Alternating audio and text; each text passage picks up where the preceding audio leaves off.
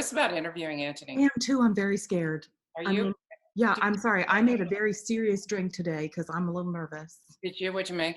Some liquid courage. I know. I made my own Manhattan because Chris is busy. Holy cow, I was going to make a Manhattan too. Hello. Yeah. Okay. Hi. Hi. Great to see you both. Hey, Cheers. great to see you too. Cheers. Cheers. Thanks for joining us. Thank you. You're very welcome. Oh, do you have a pour like mine? Oh, wait. We can't. There we go. Oh, that looks delicious. What it's is very that? good. It's a gin martini. Ooh. Cheers. Ooh. With gin mare. Oh, that's good. I know that you love art. I do. That's So beautiful. This is, we call this painting, Do These Spots Make Me Look Fat? It's really gorgeous. Thank you. Duncan bought that for me. It's really lovely. Canadian artist or? Yes, from the old town that we lived in before in Oakville. Yeah. A local painter, lady, really, really great.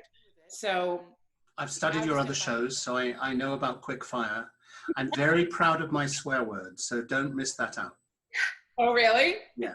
Well, that makes me so happy. So, people might not know, because we have people that aren't in the opera business. Yeah, sure. We want to tell them that you are I want to make sure I get this right, because you have not one, not two, but 3 titles, which That's is right. Impressive. I'm the General Director, President, and CEO of Lyric Opera of Chicago. Thank you. The world won't come to an end if you put in the. Thank you. No, I have in my past. Yes, this is the end of what would have been my 9th season. Wow. And you are the 4th person that has been the 4th General Director. General Director. But before this, you were at Houston Opera and General Director of Houston Grand Opera from 2006 to 2011, and General Director of Welsh National Opera from 1994 to 2005. So I moved from Cardiff in the UK to Houston, Texas. Wow. So let's go way back. Yeah. I read that you saw your very first opera at 4 years old. It's true. I was born in London. I grew up in London, and my parents were never that passionate about opera, but they were very enthusiastic about giving me every possible experience as I was growing up. And so they took me, when I was very young, to a performance of Hansel and Gretel by Humperdinck at the old Sadler's Wells Theatre in North London. Oh, cool. And I honestly don't remember that much about it. I do remember that they would not buy me a 3rd banana ice cream in the intermission. So that has now become my definition of a deprived child, of course. But what's weird is that Hansel and Gretel is still one of my absolute favorite operas. I adore it. Whether that has anything to do with it having been my first exposure to the art form or not, I don't know. And then fast forward about 10 years, and one of my parents took me to Covent Garden. My father spent most of his career in the UK. My parents were Hungarian, and they came to the UK as refugees. My father got out of Hungary in 1939 and spent the war in Scotland. And eventually, immediately after the war, moved down south to initially Bristol and then to London. My mother had the much more classic Central European Jewish experience. She was born in Győr, the 2nd city in Hungary, an industrial city halfway between Vienna and Budapest. And she was moved into the ghetto after the Nazis invaded. She was deported to Auschwitz. She was taken on the March of Death as the Nazis were evacuating the extermination camp, moving the inmates back into Germany. She was liberated by the American army in a town called Minden near Hanover in Germany, and then eventually got to Britain in the late 40s. And she moved to London as a refugee. She got a job as a teacher. She was a qualified modern language teacher. And she and my father met in the 50s and married in 53, and I came along in 1957. So I was a kind of miracle baby, given my mother's experience. My parents were older. My mother was 45 when I was born, and my father was 46 when I was born. And so the last thing I think either of them expected was a son. And I arrived, and of course you could imagine the extent to which I had a extraordinarily privileged, wonderful, spoiled childhood. So fast forward to my early teens, and my father was working for a big mining company called RTZ in London, Rio Tinto. And he was in a middle management position, and the board of RTZ had a regular pair of tickets to Covent Garden, really great seats in the orchestra stalls. And my parents were the sort of people who, rather than find a babysitter for me and the two of them went off to the opera, one of them took me and the other stayed home. So in my very, very, very early teens, I saw Tito Gobbio's Scarpia. I saw Fontaine and Nureyev dancing Romeo and Juliet. And the bug kind of bit. And it was really in 1972 that I took myself to the opera house on a regular basis, to theater, to ballet, to concerts, but mainly to opera. And opera became my obsession, my addiction from my very early teens. And it's terminal, I'm afraid. I'm terminally addicted to opera.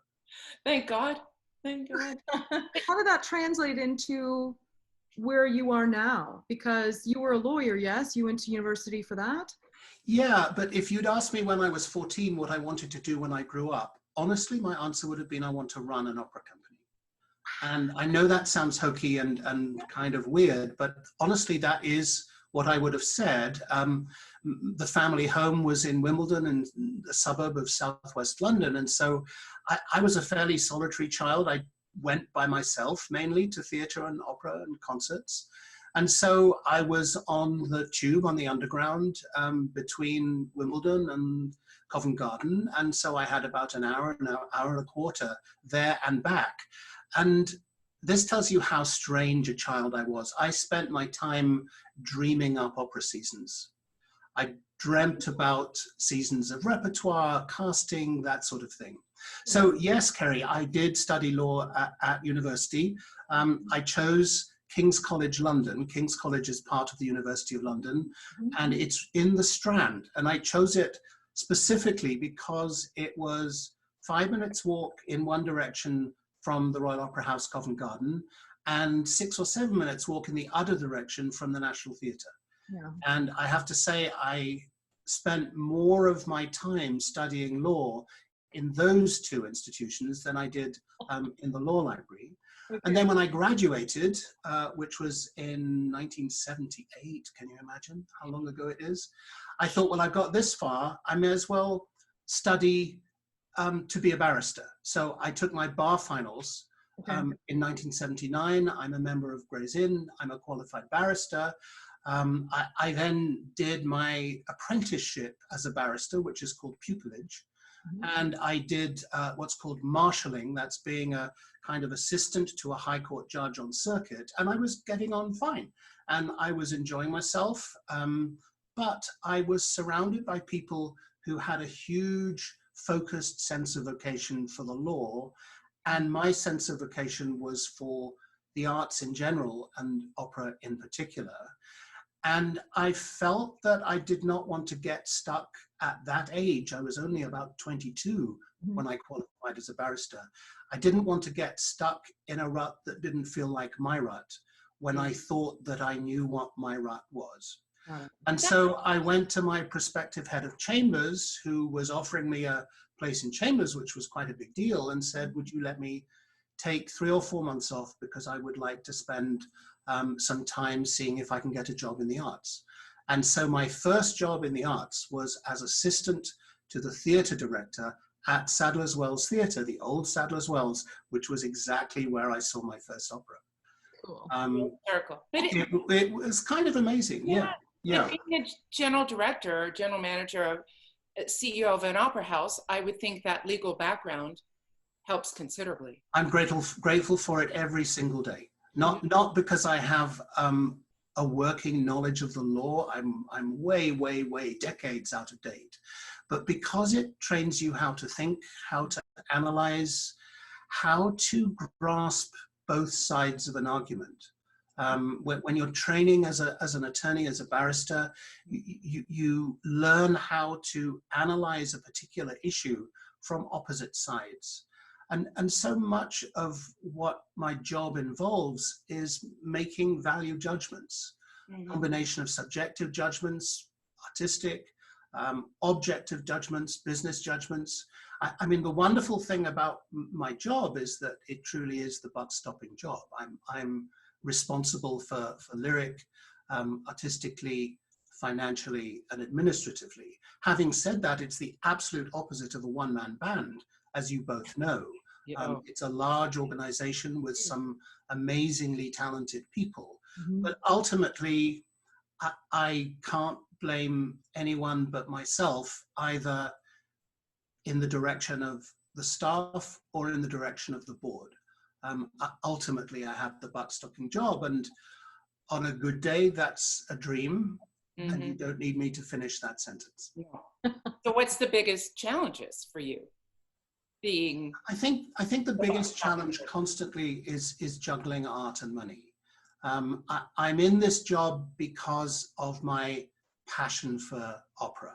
I have if you like, a missionary zeal. I want to persuade as many people as possible to share my passion for opera as an art form, to try and derive the sort of transformational experience that I've had through the art form throughout my life. At the end of the day, though, I'm also responsible for a business, and a business has to work from a financial point of view, an administrative point of view, as well as from an artistic point of view. And it's a constant challenge of juggling a range of sometimes conflicting pressures. And you always have to try and achieve the right balance, which doesn't mean compromising all the time, but it does mean compromising some of the time. And that's a fascinating process for me. And I must say the whole process of repertoire planning and formulating artistic programs that are deliverable from a budgetary point of view is one of my favorite aspects of my job. How has that all changed for you with all of the sudden everything stopped, and financially, I mean, I can't even imagine the windfall of what's happened. So, and also deciding how, if you were going to pay contracts or things like that, how that would even work so that the company could still stay alive in the future. The last 8 weeks have been unprecedented in my experience, I think in all our lifetimes. Yeah. The word unique is an overused word, but actually in this case, I think we are in a unique situation that has no precedent. Friday, March 13th is a day that I will never forget, because on that day, I asked the whole Ring company to gather on stage, because we were at an advanced stage of rehearsal for our new production of Wagner's Ring. And if there are any people watching who don't know the operatic repertoire, doing a new production of The Ring is the largest scale undertaking any opera company can contemplate. And it was a stage full of people, cast members, members of the orchestra, members of the chorus, stage crew, production team, various backstage departments, dressers, wardrobe staff, etc. And I said, there is no easy way to say this, but we've reached the point now at which we have no option but to cancel The Ring, and cancel it with immediate effect. And it was heartbreaking and emotional. There were lots of tears, but everybody at that point, and it was the day after the governor of Illinois and the mayor of Chicago made an announcement that didn't make it impossible for us to continue, but clearly communicated a message that we would have been irresponsible to ignore. So I don't think it surprised anybody, but the reality of it was really heartbreaking. And to your question, Carrie, I mean, we had worked out that the direct worst case scenario of losing the Ring and losing our musical 42nd Street and all other activities that season, the direct worst case financial loss would be $27.5 million. So losing the Ring is a kind of perfect storm, particularly as we'd already spent most of the money on it. We were already 2/3, if not 3/4 of the way through rehearsal. Right. And so we then had to focus on dealing with the fallout from that cancellation. And immediately I went from the stage to one of our rehearsal rooms, and I asked the committees of our various union colleagues to meet with me. And I said, well, we're really in an existential crisis, and we have to work together to find a way through this crisis. And I said, well, what I think we need to achieve is to find the right balance between protecting our institution and protecting our individuals, always bearing in mind that if we fail to protect our institution, we're also failing our individuals. Right. And I must say that the process, and it was intensive discussions over the subsequent 4 or 5 days, was really collaborative. And I'm very, very grateful for that collaboration. And I do feel that the agreements we reached at the end of it were equitable. They weren't ideal, but ultimately what we needed to do was find a way of improving that worst case scenario. So now we're looking at a potential loss on the year of roughly $13.5 million. And the ways in which we were able to bring the worst case scenario down included the discussions that I was just talking about, collaborating with our union colleagues, included some very painful administrative staff cuts, salary reductions, furloughs, reductions in working hours. But it also included what we have called the Heroes Fund. My development colleagues and I contacted all our production sponsors of the Ring and of 42nd Street and asked them to allow us to retain their sponsorship, even though the productions were not taking place. And without exception, they agreed. And that formed the starting point of the Heroes Fund. About $1 million was generated through ticket holders donating to the company the value of their tickets. But $13.5 million of loss is still a devastating sum of money. And of course, that brings us to question marks about the future. What about the CARES Act? What about the PPE Act? Well, we initially hoped that the CARES Act's Paycheck Protection Program, PPP, which has been very valuable to many performing arts organizations, would benefit us. Sadly, it has not. We are ineligible because our employee count is too high. And we spent days working with our legal counsel to try and find a way through what was a impossibly complex, ever-changing set of rules and guidelines, because PPP was introduced very quickly and inevitably it was confusing. But after 4 or 5 days of analysis, we just decided that it was impossible and we are ineligible, along with only 5 other performing arts companies in the US.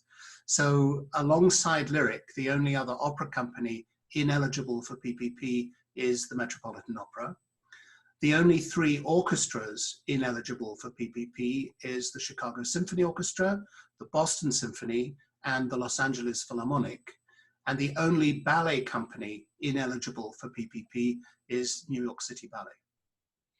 So all the other companies who you would regard as direct peer companies to the ones I've listed, like the Philadelphia Orchestra, the New York Philharmonic, San Francisco Opera, San Francisco Symphony, are all eligible for PPP. And PPP generates sizable sums of money. Right. So the 6 of us, I have to say, are significantly disadvantaged by our ineligibility. And I gathered together my counterparts from the other 5 companies, and we have actually only a couple of days ago sent a joint letter to lawmakers all over the country, drawing attention to what I think was an unintentional exception. I don't think anyone sat down and said these 6 companies should not get PPP support. So we'll see what happens, and we'll see if in some of the future relief initiatives we are able to get some sort of financial assistance. Sure. No, the one common factor among the ineligible companies is that we all own or control our buildings. San Francisco Opera does not own or control the War Memorial Opera House, and that means that its employee count is lower than Lyrics. I see. Okay. So was the Ring production, going back just a little bit, I would like to know this, and I'm sure the audience would too, is that wholly your production? Was it a co-production? No, it's an entirely original Lyric, brand new production. It's been in the plans for 10 years. During the interview process that I had for this job, I had a number of meetings with Sir Andrew Davis, our music director, and I remember very clearly at that very first meeting, we both said, wouldn't it be fantastic to have a new production of The Ring for Lyric? And it's been intensive activity over the last 6 years, because we did Rheingold, Walküre, and Siegfried last year, the year before, and the year before that. And at the point of cancellation, we were on stage rehearsing the new Götterdämmerung, and studio rehearsals for the revivals of the other 3 operas had already started. So yeah, it was as bad as it could have been. Did you just have to leave? Did you have to shut the doors, and was it immediate? Was it? It was immediate, Sandra, yes. We realized that it would be in breach of the spirit of the governor's and the mayor's guidelines for us to continue rehearsing. Apart from anything else, it was inhumane to continue rehearsing if we didn't believe that there was going to be the performances that we'd scheduled. So we literally left the Opera House, and the Lyric team has been working remotely ever since. So this is now week 9 of the whole Lyric team working remotely. And I have to say, from an operational point of view, it went extraordinarily smoothly. You know, there's an awful lot of good communication that can take place virtually. Sure. People are learning that, you know. I think a lot of companies are going to see a lot more remote working. But at the same time, it is surreal. I mean, it is bizarre. We all do what we do because of our love of interacting with people. There is no more collaborative process than producing opera. And so for us not to have been in the same space as one another for more than 2 months is very bizarre. And needs a sip of this gin martini. Oh, I think so. Oh my God. No, but that's why, I mean, honestly, it's why Sandra and I, we talk a lot anyway over our 8-9 year friendship. But I needed it. I needed to reach out to people in our business because we're constantly talking and around each other all the time. And I just needed that connection. So this insanity of whatever this is, Screaming Divas, is how that started. Yeah. For numerous reasons, but that was one of them. And it's great that you have started it, because I think having this dialogue, having these conversations about subjects that are of such deep importance to all of us, and at the same time finding a way of not losing our senses of humor, which is so important at this time. And we're artists, right? Can I ask one question though, before we get there, just for a little funny? Because I think the production that is still on the set now is the one with the horses, yes? Where some of the girls got to ride on them? Well, we should talk about this, Yeah, what's extraordinary, I'm working from home. My husband, Colin, and I are sticking with the rules of the stay-at-home order very carefully. So I've not set foot in the Opera House for the last 8 or 9 weeks, except on 2 occasions, because we do have people going into the Opera House adhering to social distancing, wearing masks and everything for essential work. And there was one Sunday and I needed to pick up some papers from my office. And I went in through the stage door, which is what we're all instructed to do because that's the part of the building under our control, and wandered across the stage. And the stage was exactly as we left it on March 13th. And under working light, these huge scenery elements from all 4 ring operas were in place. And you know as well as I do that an empty opera house has a magical energy to it. In this case, quite a somber energy, but nonetheless magical. And I thought these images have to be captured. So a few days later, we asked Todd Rosenberg, who's a wonderful photographer based here in Chicago, who works a lot with us and with Chicago Symphony Orchestra, to come into the Opera House and to spend an afternoon photographing the empty room. And again, I want to emphasize, we adhered to rules of social distancing, but we spent 3 or 4 hours together wandering around the house. And I think, Kerry, we can actually play a slideshow of some of Todd's wonderful photos. Yeah, we'd love to. Right. So these are the photos that Todd Rosenberg took when we were wandering around the Opera House entirely alone and maintaining social distancing for a whole afternoon. This is the grand foyer of our magnificent 1929 Opera House. Wow. Wow. And here is the auditorium, exactly as it was on March 13th at the point that we canceled the ring. The set that you see is Act 2 of Valkyrie, and that was the act that was about to be rehearsed. Wow. That's amazing. And this is just a view from the auditorium out onto the street. It's an extraordinary series of light perspectives. Yes, it is. It's gorgeous. And there's the production desk exactly as it was left and ready for the rehearsal to start. The score there for Valkyrie. And It's still there. Oh my It's God. still there. It's still exactly in place. Unbelievable. It's as if it was frozen in time. And there's the pit. And we'll see the working lights. All working lights. We didn't touch anything. We didn't change any lighting. We didn't move a thing. And then we go onto the stage and we explore the set a little bit, and then we go further onto the stage. And just shots of a theater ready to swing into action. Wow, look at that. So this is a brand new, no one has seen this production. Well, this is Valkyrie. So this was already seen in its own run 2 years ago. The production that nobody has seen is Götterdämmerung. So there is one of the Valkyrie horses in the wings. Part of the aesthetic of this production is that the special effects are all manually achieved. So you see both the effect and the means by which the effect is achieved.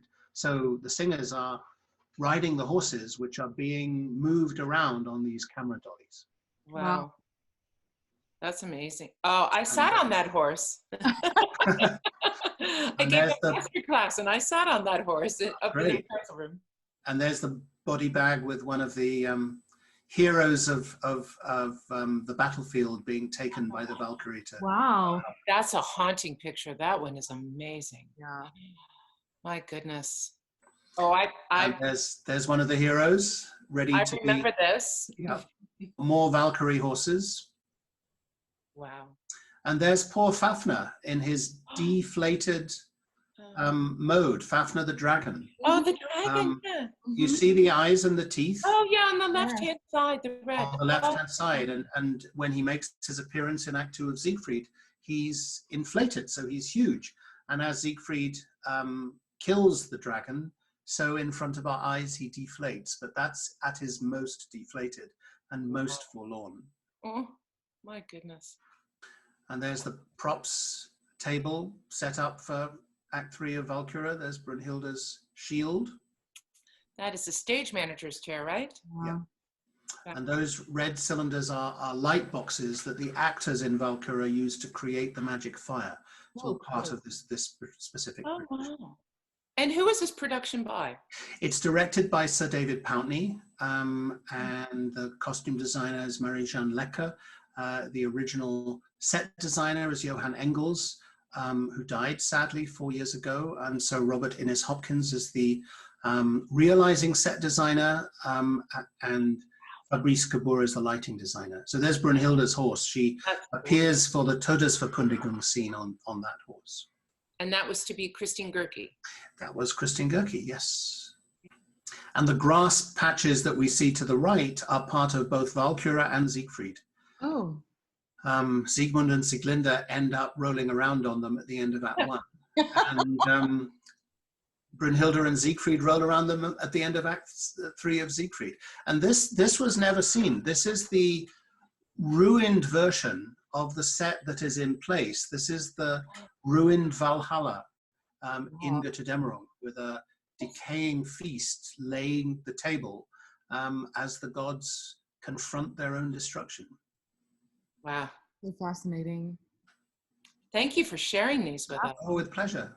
This is the rehearsal room, and these are big props from Rheingold. So these are the giant's hands. Just as I said, the effects are all achieved manually and visibly. So we see actors manipulating these hands, and the singers are on the second story of a 3-story tower. Wow. On the top of which are the giant's heads. It's a model of one of these camera dollies with, I think, one of the gods positioned at the top of it. Rheingold itself turned into figures of humans by Alberich and the Nibelungs. Oh.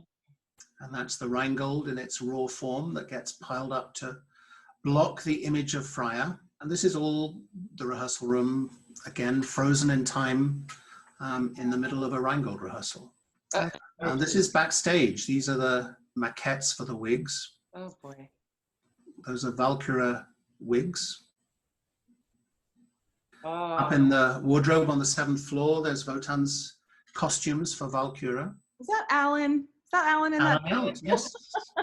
Love Alan. And this is the nursery table for Siegfried. Siegfried is set in an oversized world as seen through the eyes of a child. So all the furniture for Act 1 is giant-sized, including this table. Ooh. And that's the trolley that Alberich pushes around in Act 2 of Siegfried with the severed arm that was cut off by Wotan in Rheingold. These are the Götterdämmerung costumes for the chorus that have never been seen publicly. So when are you planning on rescheduling this? Oh, it's a great question. I mean, we really haven't focused on it yet. As you know, operatic planning cycles are very long. So my hope is that we can do Götterdämmerung, which is the one of the 4 operas that has never been seen, as a standalone run of performances in 4 or 5 years' time. And then we will absolutely do The Ring again. I mean, there's no possibility in my mind that Lyric, as one of the great opera companies of the world, and The Ring, one of the great masterpieces of the repertoire, will not meet again. We will meet again. And that's the auditorium. That's the auditorium from the highest balcony. Looking down, we see the production desk in place, and we see the set for Act 2 of Valkyria on the set. How majestic. It's amazing. And how sad and yet grand it looks, you know? Yeah. I said to Todd, an empty opera house is full of ghosts, and all I want is for you to photograph the ghosts. Yeah. I think he's done it. Absolutely. I mean, those are haunting photographs. Thank you for sharing. I don't think we've had a serious conversation yet about gin, have we? And what we're drinking. Well, I have a new one. My husband treated me, and this is a new summer solstice, I think it's called, by HENDRICK'S. Oh, yeah. Is it good? I like HENDRICK'S. I haven't tried summer solstice yet. It's sweeter. If you're okay with sweet, I don't put tonic in with it. So I just used soda water, and you know, it's refreshing. And you are? This is Gin Mare, which is a gin that I was introduced to on vacation in Madrid. It's a Spanish gin, because I like Hendrick's very much. I like the herbal aromas of Hendrick's. Mm-hmm. This is lighter. It's kind of rosemary and olive, Ooh. very Mediterranean. And I sent an email to Binny's, which is the local spirit shop here in the Midwest, saying, do you stock Gin Mare? And amazingly, I got a response saying, no, but we will in 4 weeks' time. So this is now maybe 3 years ago. So you can buy Gin Mare in Chicago. Yeah. And I like it with 2 olives and 2 onions. Oh, And I like my zipper glass. I love the glass. And what's Carrie drinking? Normally I am a huge gin drinker, but today I felt like this conversation was going to be a little on the serious side, and I just felt like I needed a serious drink, so I made a Manhattan. Good for you. So I have a question for you now. We did a lot of serious stuff. You and Colin have been married for how long? Well, we've been a couple for, it'll be 36 years in July. We've been married for 12, getting on for 12 years. We got married in Toronto. Being quarantined, I know that you two, you probably spend more time than the average couple together. Well, with my job, we spend a great deal of time out and about, meeting people, chatting with people, and it's a wonderful part of our lives. But I have to say, we love being together and we love our apartment and we're having a great time. I mean, with all the surreal dimension and the traumatic dimension of what's going on and how to try and navigate a company like Lyric through some extraordinarily turbulent waters, we are enjoying our isolation. We don't normally get to spend this amount of time just in each other's company. And even after 36 years, we make each other laugh a lot. Good. Well, I feel the same way. Carrie feels the same way.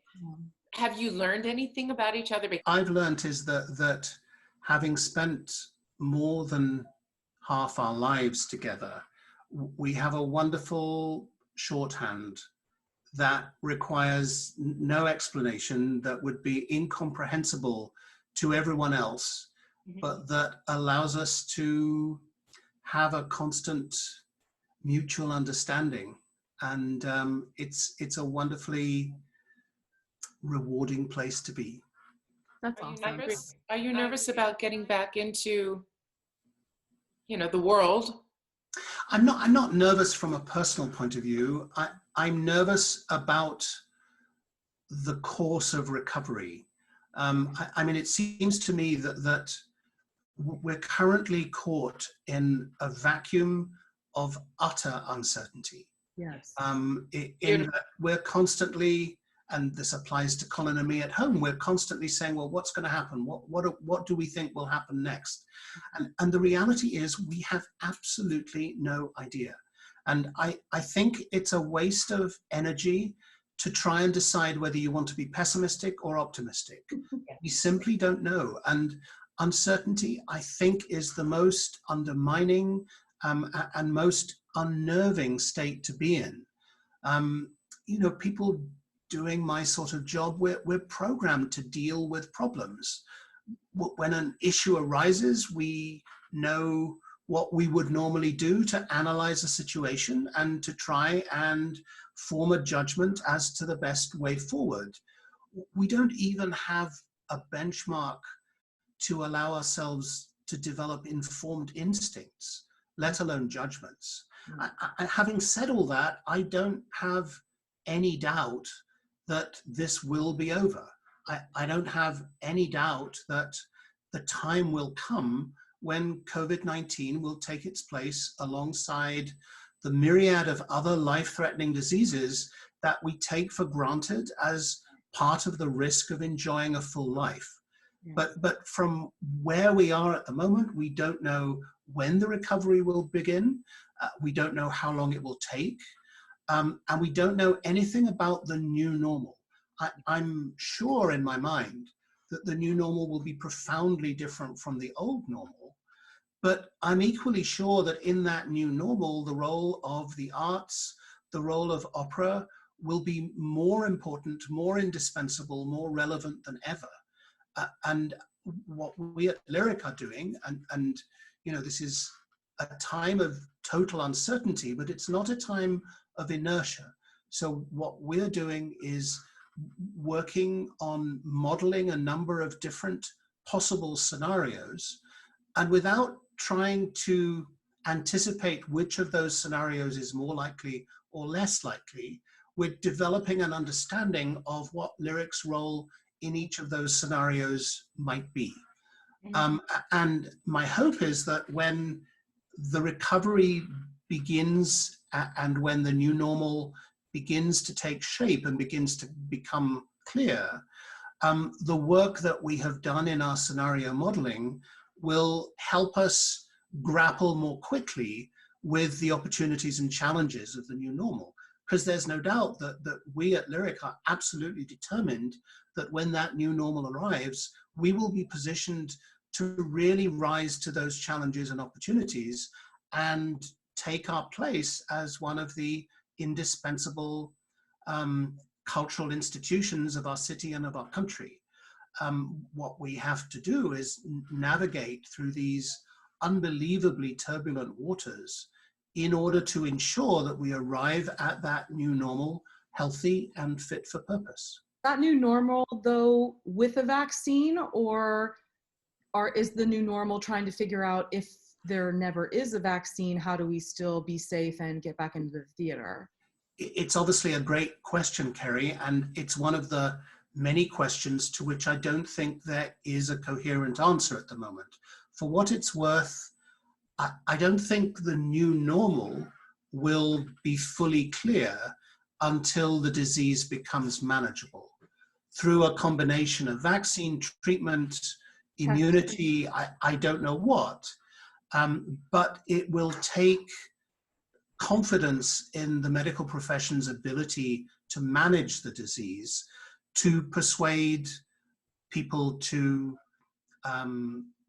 regain their desire to gather together in large groups in an inside space.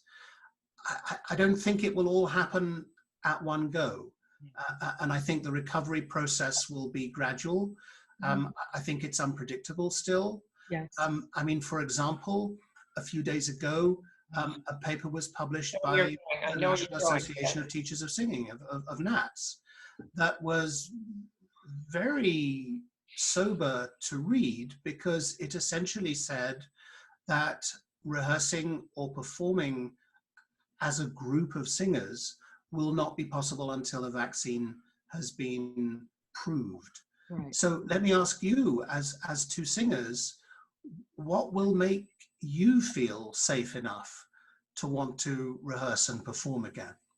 They said in this NATS report, for people that don't know this, a minimum of 18 to 24 months they feel it will take for us singers to get back into an opera house singing as a group. That said, I think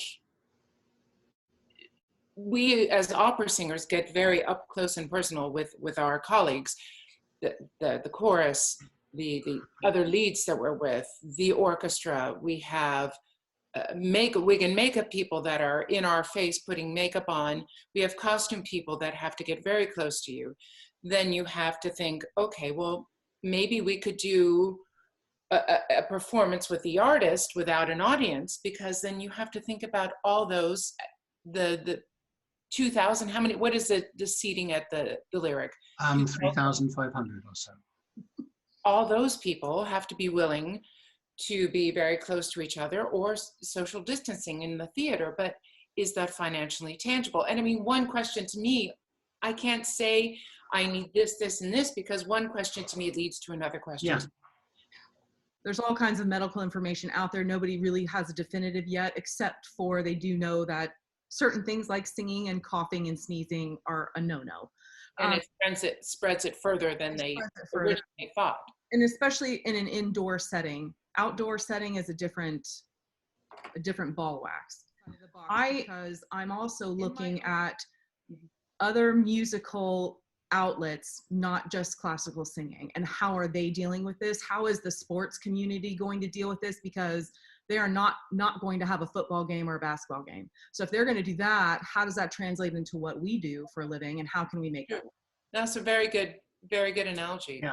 And is there a way to quarantine us for 2 weeks, put the show up for a week without an audience? It's professionally recorded. I feel like if there's a will, there's a way. Yeah. And those of us that are willing to take the risk, I think that's also a possibility too, because as my husband and I said, we really, and as you said, Anthony, we don't know what the future holds. And what we know that we can't isolate for 2 years or a year or even 6 months. And what is our new normal going to be? And what is our line of comfortability? Is that the right word? Comfortability. Carrie's passionate about this. Yeah, sorry. I could talk to you for an hour, Anthony, about this. Yeah, I think you're right. I mean, clearly we have to pool information from as many different sources as we can. The one thing I would say is that we have so much contradictory information and advice swirling around us at the moment, and I don't imply that I'm taking anything in that Nats report anything less than 100% seriously. But is it the only authoritative view? Or as we move ahead in the next 2 or 3 months, are we going to become aware of different opinions, different precedents that can inform our judgments? I think part of what fuels the really unnerving part of this uncertainty is the fact that we are confronted with so much contradictory information.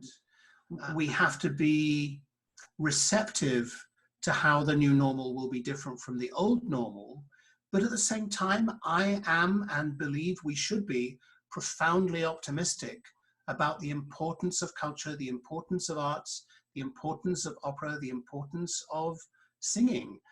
I don't believe for a moment that we as a species have lost our appetite for social interaction. I don't believe for a moment that the time will not come when COVID-19 is manageable. I think the time will arrive when people will be eager, hungry, passionate about gathering together to experience the transformational power of live music making. We just have to get ourselves to that point. Yeah.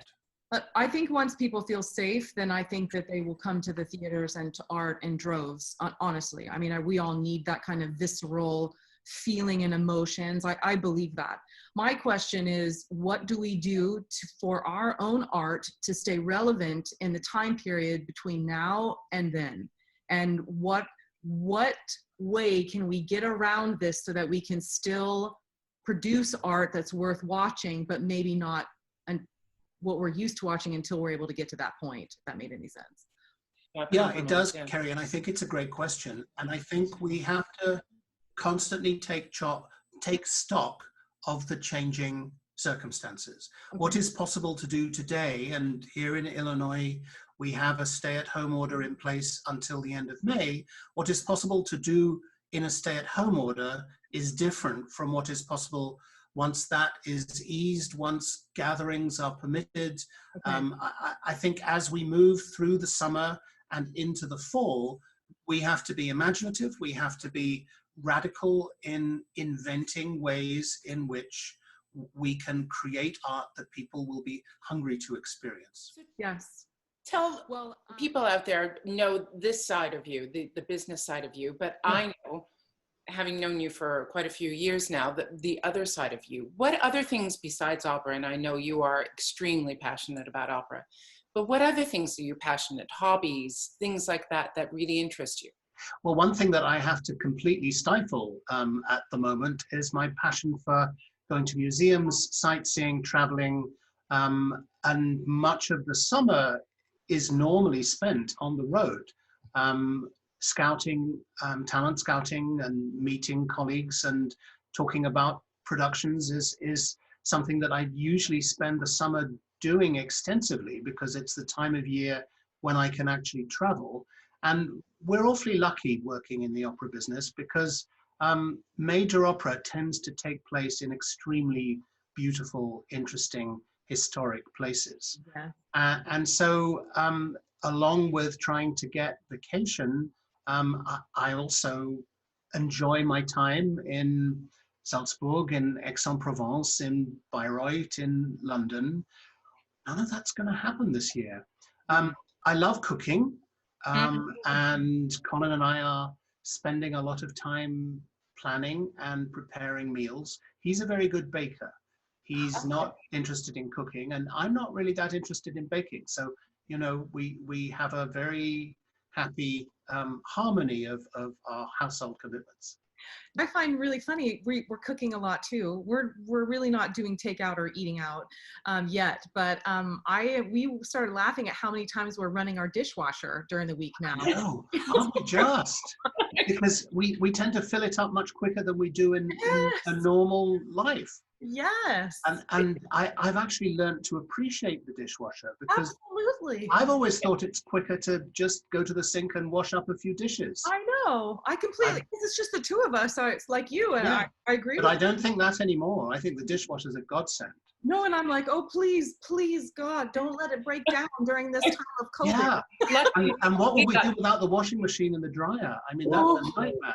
Yeah. No. Here's another important domestic activity over the last few months. I've had a haircut because I ordered from, I think it was Best Buy, some clippers. Oh. And one morning I let Colin loose on my head with clippers. Whoa. And That's good. Well, thank you. I don't know why I would ever want to go to a hairdresser or a barber again. I think he's now found his vocation as a salon manager and a master hair cutter. And of course, we're completely hooked on the Great British Baking Show. It's now on Netflix. I love that so That's fantastic. So Colin's lemon drizzle cake came out of the oven, and we applied exactly the vocabulary that Mary and Paul would have applied in judging it, as we did for the cherry cake, and the cherries didn't sink. And then he tried a lemon drizzle and cherry cake, and then the cherries sank, and we still don't know why. And you don't know why. Well, Kerry, did you want to talk about scenario modeling? Because did you not want to talk about that? Or? Oh, I would love to. I just didn't know, I wasn't sure what you were comfortable in talking about or what you want to put out there. I mean, it's fascinating to me, what the different models could be, just because like we talked about before, I'm reading so much about the sports. I'm also reading about, like pop singers like Pink and other musical artists and how they're talking about doing live concerts, because I live in Nashville. I mean, that's a huge issue here. Of course. So I mean, it seems to me that the most challenging aspect of life at the moment is the vacuum of total uncertainty in which we find ourselves. And I actually think it's a waste of energy to try and predict the future, even to try and decide whether to be optimistic or pessimistic. On the other hand, I think we have a really important and useful opportunity at the moment during this vacuum of uncertainty to try and model a number of scenarios that hopefully will become useful when the recovery begins to become a little clearer, both in terms of timing, in terms of content, in terms of our beginning to understand how the new normal might feel and look. Okay. Always bearing in mind that I don't think we will fully understand the new normal until the disease has become manageable, because only then will we understand the extent to which people's confidence will return. Right. People's confidence as audience members, people's confidence as performers, and that could be some way off. And so in the meantime, what we need to try and develop is a plan of action that we can only implement once a little more clarity than we have at the moment is achieved. So we're looking at a number of different external scenarios. Mm. So ranging from the old normal will basically return in a year, all the way through to the old normal will never return, and we're going to have to understand what life is like on a completely different foundation. And we're thinking through what would lyrics' role be in each of these different external scenarios. Okay. And it is a very fascinating, very challenging process. Mhm. And what we're having to do is imagine that each of these 5 scenarios is real. And we are fleshing out as much detail as possible about each of the 5 scenarios in order to try and develop a really detailed understanding of the various roles that an opera company like Lyric could provide within these scenarios. Sure. As I've said before, I really passionately believe that the arts will be back, that Right. live performances will be back, Mhm. and will be more important, more indispensable, more critical than ever before. Yes. On the other hand, I think we have to be flexible, we have to be open, we have to understand that the circumstances in which we are creating art and interpreting art and performing art may be very different in the future. Right. Surely there is a creative opportunity in there somewhere Yes. for those who have a really deep understanding of technology Mhm. to develop creative, artistic ideas that can only exist virtually. And that could be very interesting. Yeah. Not as a replacement for life, No. but to complement life. Absolutely. And I No. think that's what people want, is hope. Hope to know that the art form is going to keep growing and changing with our lives now, and that it will be back. I know it will be back, but in what capacity? Sure. No, I mean, just being here in Nashville and having the connections that I have here in a different side, not classically, but on the other side of it, the technology that they have is really quite fascinating and really exciting as far as giving myself an opportunity to transfer that into the classical world. So Yeah. I love that. I love the discussions because that gets me excited of knowing that in some capacity there is a future for all of us. So Yeah, I agree. Yeah. We all need to have a curiosity, an appetite to learn, an appetite to grow, an appetite to develop in who knows what new directions. And that's very exciting. It is. Rapid fire? Yeah. Sure. So first one is Monet or Banksy, but Well, I would say Piero della Francesca, if I'm allowed to. I love Italian Renaissance art. If you made me choose between Monet and Banksy, I would choose Monet. That's interesting. Okay, because from what I know about you, you like modern art, correct? I do, but I also like the old masters. Oh, fabulous. All right, this is probably a long answer, but are there any the biggest pet peeves that you have when it comes to singers? What a great question.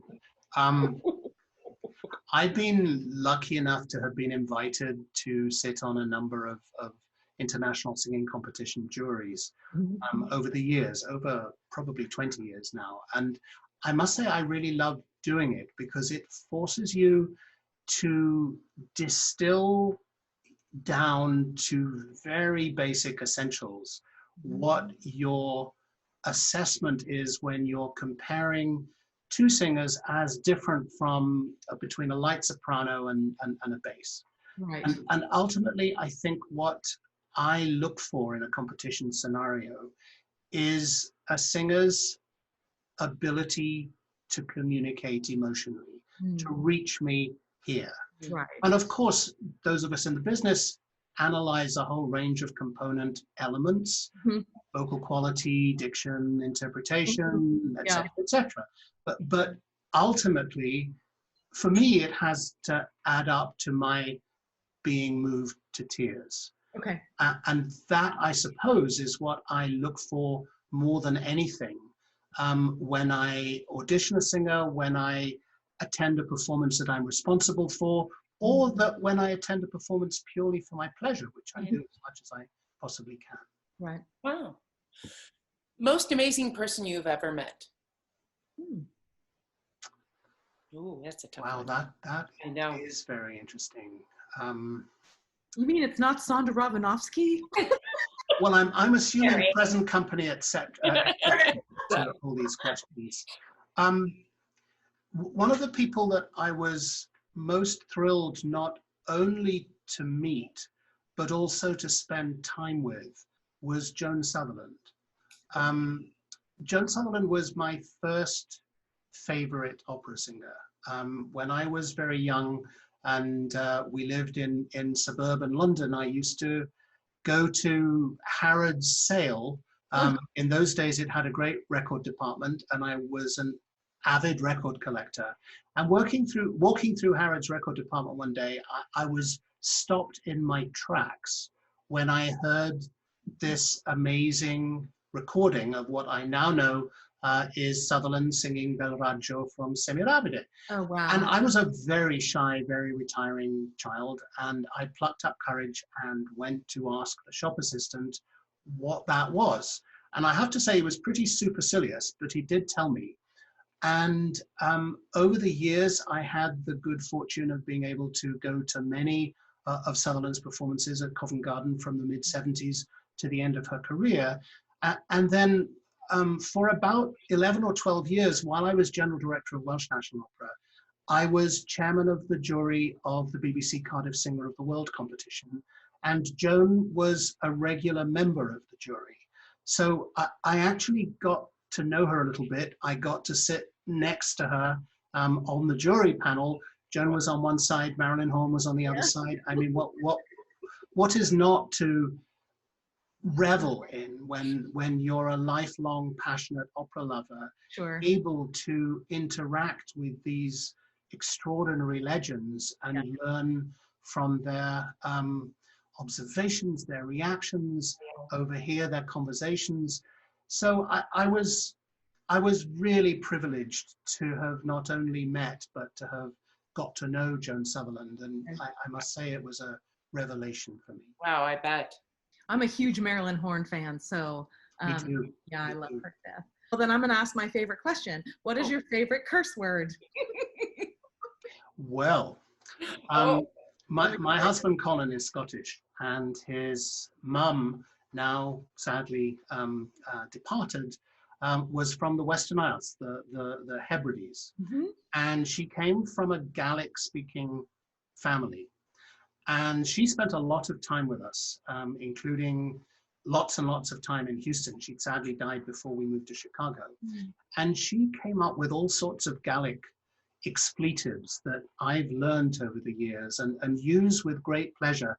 One is the one I want to pick as my favorite, and that's a word that's almost impossible to pronounce. It's chrúchiach. It's you have to get the ch after the k and before the k, so it's chrúchiach. Chrúchiach. Yeah. Chrúchiach. Exactly. It's almost Czech. That's a lot of that. What is it? No idea what it means. I mean, I think it's not too obscene. Knowing Margaret, Colin's mother, I'm not sure she would have gone too far, but it's a very useful word to use when you want to exclaim. That's great. I'm totally looking that word up. Yeah, just don't ask me how to spell it. What is your favorite word? Curiosity. And your least favorite word? My least favorite word would be prejudice. Oh, true. Very good. What turns you on? Art. And what turns you off? Someone with a closed mind. True. A very good one. What sound or noise do you love? Colin singing. Oh, cool. Oh, really? I've never heard that. And he used to be a singer. He gave up a long time ago, but around the house he still sings. Often Gaelic Scottish songs. So. Oh, wow. Oh, cool. Yeah. Okay. And what sound or noise do you hate? A siren that wakes me up in the night, because we live very close to a range of hotels and fire stations, and we have a lot of sirens. That's Okay, what profession other than your own would you like to attempt? I would have been a tour guide. Oh, I love that. Okay. your love of, and what would you not like to do? I would not like to do something that didn't require my brain to be active. Oh, good. And the last one, Carrie? If heaven exists, what would you like to hear God say when you arrive at the pearly gates? The ring cycle is going to begin in 10 minutes. And that is a beautiful way. That's a fantastic way to end this. Thank you. It will happen. You're very welcome. Thank you for having me. Yeah, Thank you so much for doing this, really. And anything else you want to say to the viewers besides that wonderful ending? Just be optimistic, be realistic, be optimistic, dream about the future, and I have no doubt that the future will be even more exciting than the past. Thank you. That's Thank really you for wonderful. that. Really. I want to hear that. Yeah. Take care. Thank you both very much. All the best. Thank you. You too. Hi to Bye-bye. Bye. Ciao. Bye.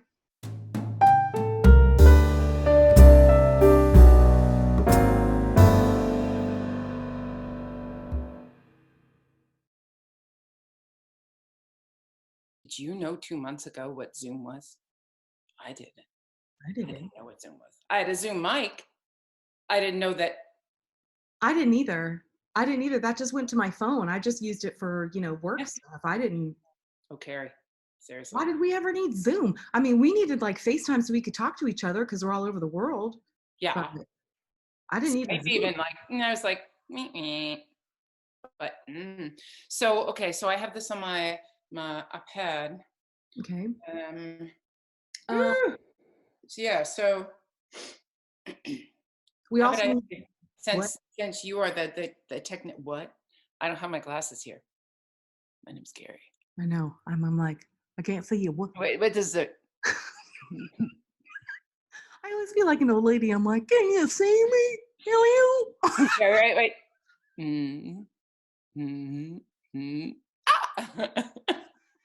Oh my God, I feel like a 2-year-old today.